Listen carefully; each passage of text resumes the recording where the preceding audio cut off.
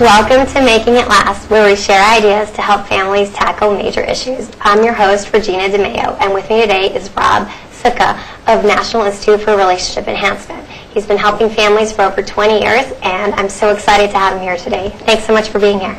You're welcome. Thank you for having me. Absolutely. So I have to start by saying I was so happy to see the Washingtonian, this month's Washingtonian, which had your quote in here. This is great. So before we go into what you said in this magazine, can you just tell me, how long has the organization been around? The National Institute of Relationship Enhancement has been around since 1993, and so we're coming up on our 20th year anniversary, and we're very excited about that. And it's in Bethesda? We're located in Bethesda, Maryland. And you do weekend workshops for couples, right? We do a variety of things. We offer weekend workshops for couples, pre-married couples and married couples both. We also offer clinical services to the public, couples therapy, family therapy, individual therapy. We do play therapy with children. Oh, wow. And we also offer professional training workshops where we train professionals in relationship enhancement therapy, child-centered play therapy, and what's also called filial family therapy. Wow, that's a lot. That's amazing. So in this magazine, you said that it's crucial that you be open to hearing difficult feedback from your partner, because if you aren't, it can lead to your partner feeling dismissed. So to me, there's two big challenges with that. I totally agree with you, but number one is getting the person that is providing the feedback to say it in an appropriate way that can be heard. And then number two would be having the recipient not view it as criticism. So how do you help a couple do that? Well, in effect, that's what we do when we work with couples and families, is we train them in good relationship skills, primarily communication skills, but also problem-solving skills, conflict management skills, behavior change skills. But relative to the main point here, it's really about how one person expresses him or herself to their partner, or to a child for that matter. And the key is to express oneself in what we refer to as a subjective manner, where if I'm the person communicating, I'm expressing my experience and my feelings, my concerns, my desires, but I'm going to communicate that to my partner or a child in a respectful manner, so that the person to whom I'm speaking does not feel defensive. So it's my responsibility as a good expressor to communicate what I need to communicate, but to do it in a way that's respectful of the other person. Because if I induce defensiveness in you or whoever it is I'm talking to, the person's either going to shut down and withdraw, or they're going to tend to, in a sense, fight back, argue. Okay?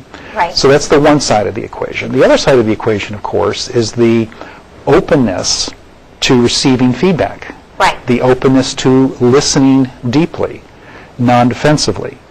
And not bring my own defensiveness to the table, but instead be genuinely open to hearing what I refer to as difficult to hear feedback.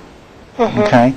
And to really try to understand the other person's perspective, their experience, their feelings, their concerns, their desires, regardless of how I happen to think about it. Because if I focus on my perspective when somebody's sharing with me, then it's almost inevitably going to interfere with my ability to understand them on their terms. And that's what being open is about. Right. So, this comes up in my world all the time because I'm a divorce lawyer, and I have been for over 14 years. But I think a lot of people who haven't seen what I've seen say, well, if you love each other, then why can't you just resolve conflict? Like, if you have the love already, shouldn't these things come naturally, being able to say, hey, you really upset me, and the other person saying, oh, I'm so sorry, right? So that's my question to you. I mean, I know what my beliefs are, but shouldn't it come naturally? It would be nice if it did. I think there's a couple of layers to the answer here. One is that I think, unfortunately, our culture does a very poor job of teaching good relationship skills. And it's really, I'd lay the blame, so to speak, at the foot of our culture, rather than an individual or the family per se, though families obviously also have a role in it. But really, our culture in general does not do a very good job of helping people understand how to be in a relationship in a constructive way. And so I think that's one facet of the problem. The other is that what we've come to understand over the years in the mental health arena is that while love and commitment and respect are the necessary foundations for a successful, satisfying, fulfilling relationship, they're not enough. They're the necessary foundation, but to have a successful, fulfilling relationship over the long term, it really takes having good relationship skills. And so that's what our institute is about, the National Institute of Relationship Enhancement and the Center for Couples, Families, and Children. We're here to provide that training, that orientation to people, to families, to couples, so that people can have better relationships, to learn the skills that are involved in having a good relationship. I mean, I kind of feel like a lot of us do with the fact that the traditional marriage has obviously been eroded over the last 20 years. And parents have less time to maybe teach some of these skills. I think that's part of it. The other part of it, I think, goes to your point about our culture, right?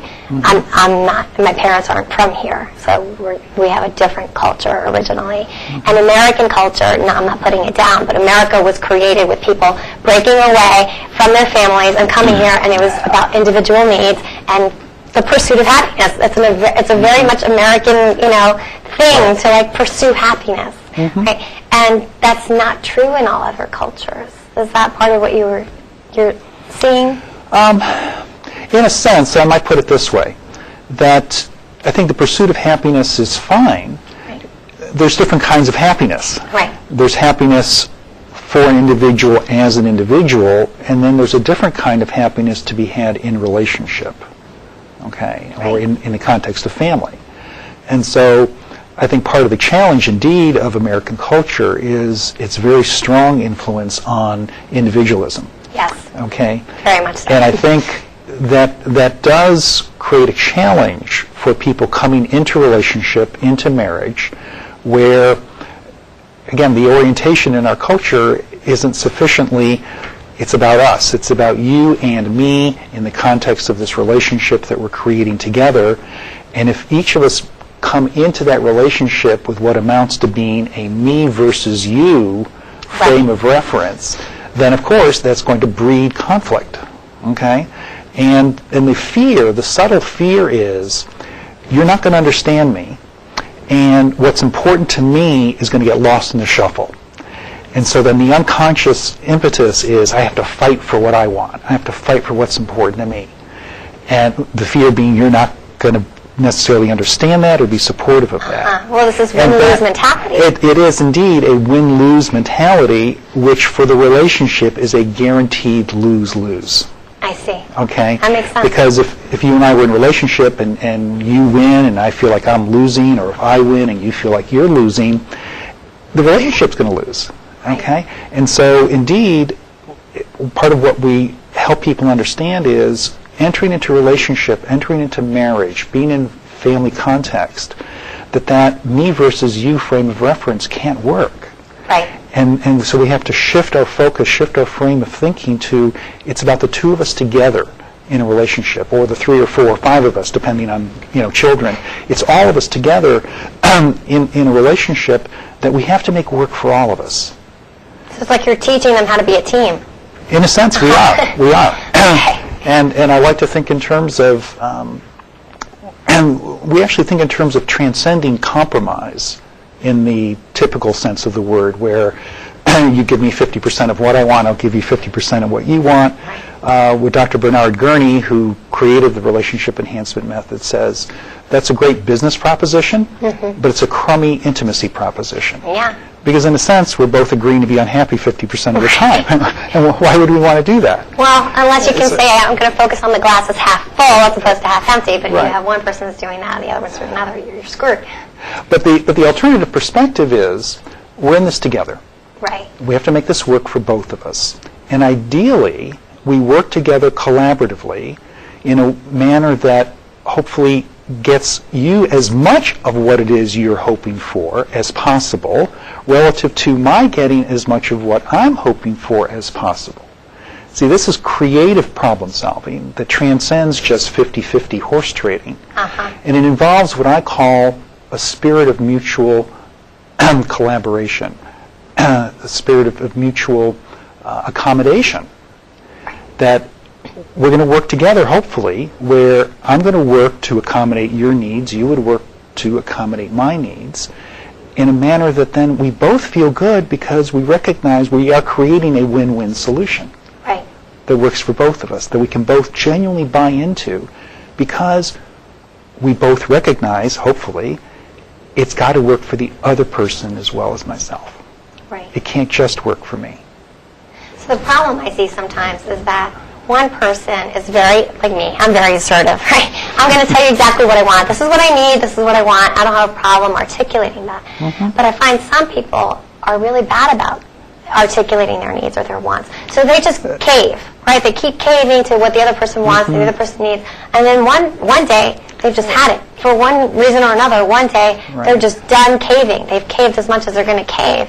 And the other person winds up blindsided, like, wow, I didn't realize he was this unhappy. Right. So how do you help somebody who's maybe not so good about articulating their wants and needs? Very good question. And that's actually one of the benefits of the skills that we teach people in couples and family relationships, because part of being a good expresser, if you will, a skillful expresser, is I'm going to share my experience, my feelings, my concerns, and my desires. Right. Okay? But to do it in a manner that's respectful, that you may not think about it the same way that I do. See, that's where the subjective communication comes in, because by communicating subjectively, this is what's important to me, or from my perspective, this is how I see things. Indirectly, I'm allowing that you, the other person, you may well see things differently than I do. Okay? Right. And so I'm going to hear your perspective. Hopefully you will hear my perspective, and we will both feel empowered to articulate what is important to each one of us. And so coming back to your original question, it really is about, through these skills, helping people feel empowered to be able to share what's important without feeling that it's somehow inappropriate or that it's a demand. Or that they're feeling too vulnerable, right? Because in order to say, this is what I want or this is what I need, I'm basically telling you, this is a vulnerable spot of mine. Yes, and so here's the interesting piece. I may make a request of my partner, Right. but I have to be willing to accept that my partner may not be able to do or give me what it is I'm wishing for. Right. I have to be willing to hear no as an answer. Now, hopefully the no is given in a respectful way. Correct. Okay. That's part of the respect piece, coming back to the other person. Right. But this is actually the difference between making a request versus making a demand. Okay? I can put out a request, and with the hope that the other person will grant my request, Right. but I can't expect that my partner is going to grant me the request. In other words, again, I have to be willing to hear, I'm sorry, I'm not able to do that, or that's not going to work for me. And the subtlety here is, if I'm willing to hear that and accept that, you know what, some of what I wish for I'm not going to get. Right. And I think that's part of emotional That's maturity right. in a sense. But here's another crucial piece, that I'm then not operating with a covert expectation that you will do what I want you to do. Right. Okay? And so again, a request is fine, having a desire is fine, it becomes a request, but what we don't want to do is cross that invisible line into an unconscious expectation that you will do what I want you to do. Right. Because at that point, it's no longer a request, it's actually covertly a demand. And then, if you don't do what I want you to do, then somehow I'll make you pay for it. And that's profoundly dysfunctional Absolutely. in a relationship. So having a desire, making a request, perfectly fine. Need to be willing to hear, sorry, that's not going to work for me, or I can't do that. But don't slip into then, I expect you to do it, which then becomes a covert demand, and that's what would generate resistance and resentment in the other person. That's an excellent point. Thank you. We're going to take a short break, and then we'll be right back. Oh, this isn't good. I was a gift from him to her. I'm going to the animal shelter, which isn't necessarily bad. I just hate the stigma associated with shelter pets. People will think I bite or that I spray everywhere. They're the ones with problems. I'm totally fine. Adopt me, you'll see. I'm gonna go pack. I can't even believe you! And she has a mustache! Welcome back to Making It Last, where we're sharing ideas to help families tackle major issues. Right now we're talking about couples counseling, and thank you so much for being here today. You're welcome. I wanted to pick up with the marriage counseling piece. So what are the most typical problems you see couples come with? Well, there's a wide range of issues that couples can struggle with, but interestingly, almost universally, kind of underneath the content issues are problems in communication. Right. Okay? I'd say 90 to 95% of the couples and families I work with will explicitly mention problems in communication, which is why then the skills that we teach through the relationship enhancement model is almost universally applicable and helpful to couples and families, because most people are struggling. Because again, once again, our culture isn't doing a very good job of helping people know how to be effective in relationship. And so in teaching these skills and creating what we call a structured dialogue process for the couple or the family to be able to address specific difficult issues, but in a structured format that's skill-based, that's respectful, that then permits each person to communicate what is important to them, to feel understood by the other person, that then being the foundation for moving forward into problem solving. Okay, so how are we going to resolve this issue in a way that we can both feel good about it? In terms of some of the kind of specific content issues that are pretty typical, parenting issues, child rearing issues, finances, issues with extended family. There may be challenges there, issues of boundaries, how much time we're going to spend. One person may come from a family that's where everybody's kind of very independent from one another, and the other person may come from a family that's a very close-knit. So this new couple and emerging family, they have to work out their own balance around that, so that the one person doesn't feel deprived of family connection and the other person doesn't feel somehow kind of closed in by it all. So these are the typical kinds of things that have to be talked through in terms of why is the one thing important to the one person, why is the other thing important to the other person. This is about understanding one another's needs and then working together collaboratively out of that spirit of mutual accommodation. How can we make this work for you, and how can we make this work for me, in a way that we can both live with it, given that we recognize it has to work for both of us. Well, or not, and then there's not. Well, or yes, and you know, with smaller issues, we may just have to come to some kind of accommodation where you may do certain things on your own, I may do certain things on my own. That's fine. So on certain smaller issues, we can probably live with unresolved issues. But if it's a really big issue, then it may call into question the relationship. Right. You know, probably the most challenging one is whether or not to have children, or how many children to have. Wouldn't they have these conversations before they get married? One would hope. And so that, in a sense, invites conversation about premarital counseling. And Right. so, what kind of stuff do you cover in that? Yeah. Whenever I work with pre-married couples, I want to find out a little bit about their individual history, their family history, what are their hopes and goals for themselves individually, for the relationship. Have they talked about finances? Are they open with one another about their finances? If one person in the relationship is very secretive about finances, that's a huge red flag. Right. Okay? Because, you know, why? You know, what's the secretness about? Are there unexplained debts that the person will be bringing into the marriage? Gambling issues? I mean, there's a whole host of possibilities. But secretiveness in a marriage cannot work. Mm-hmm. And there's a difference between privacy. Certain elements of privacy still make sense, but secrecy undermines marriage.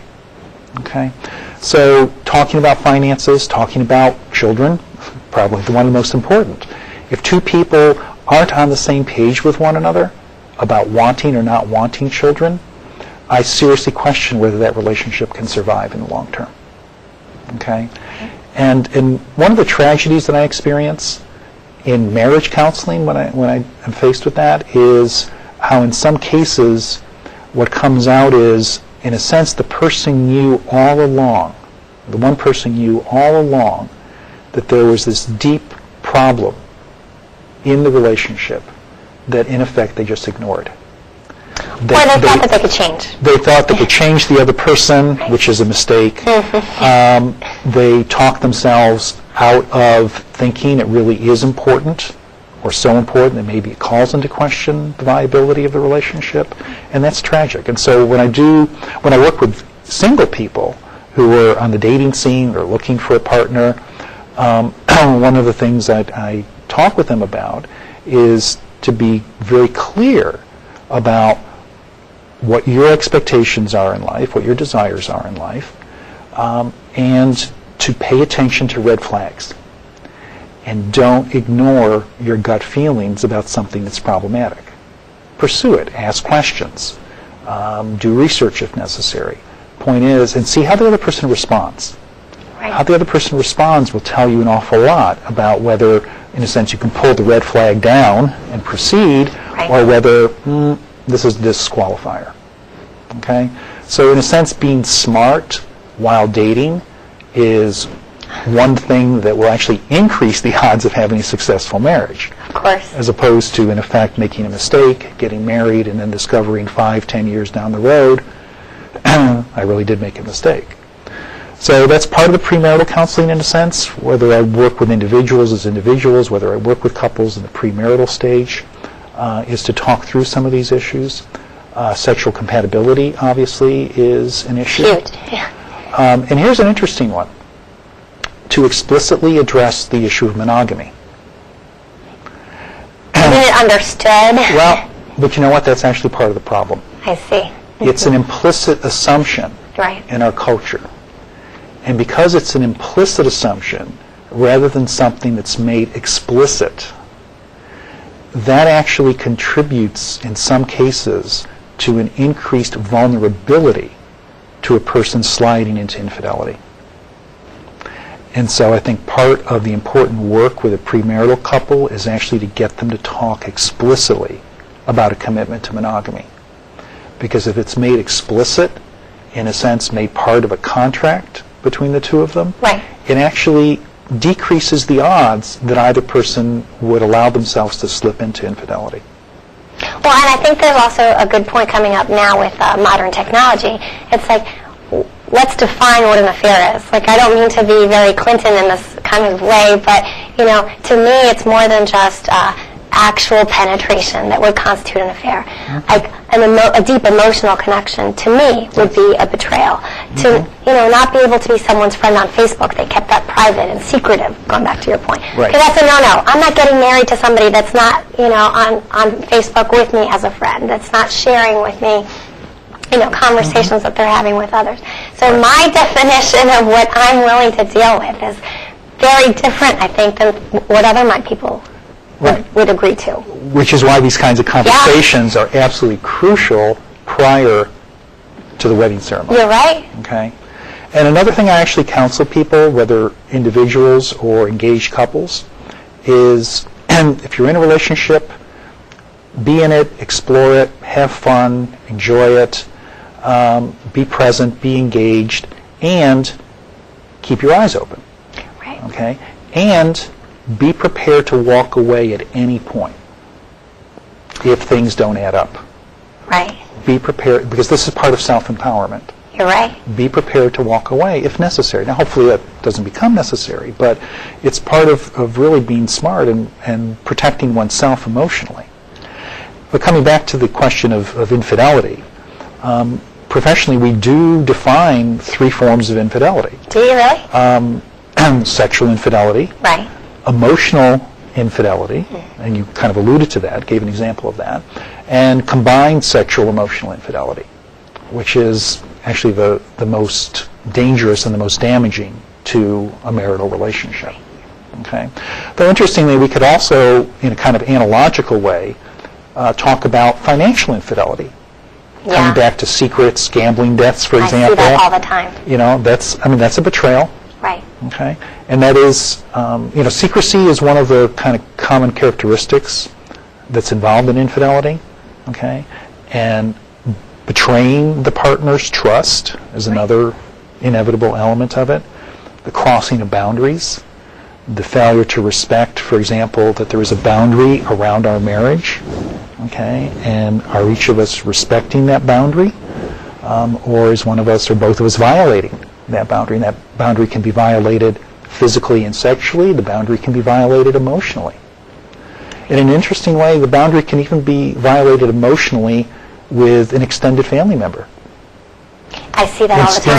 In certain ways. Right. Okay. Like a woman who talks to her mother every day, but meanwhile doesn't really have anything to say to her husband. He feels betrayed. In a sense. It's like or talking with an extended family member about issues that really are private to the marriage. Right. There's an interesting balance to be found. A balance between preserving privacy in the marriage on the one hand, as opposed to the legitimate need that each person may have to be able to speak to somebody who is a kind of confidant. Right. But here's the key. The confidant to whom one speaks needs to be a person who we refer to as a friend of the marriage. Good or point. of the relationship. Not somebody who, if I go to talk to them about my spouse, is going to tear my spouse down. Right. Okay, that's not a friend of the marriage. Right. And that person actually Could be toxic. To me and my marriage or relationship. Right. So that's a crucial point. Yeah, and actually, we're running out of time, but it brings up the point when you remarry. So in stepfamilies, right? Mm-hmm. There's been a period of time where now you have formed some single friends, right? And which makes sense. You have to form mm-hmm. single friends when you're single. You need to go out with other people that are in your same situation. Mm-hmm. But when you remarry, you're not going to go out to the bars with your single friends anymore. And those single friends may resent the fact that you're now getting married, and they're not a friend of the marriage. I feel like mm-hmm. blended families have some significant issues. So you do help with stepfamilies. Yes, I do a lot of work with stepfamilies. And does that issue come up?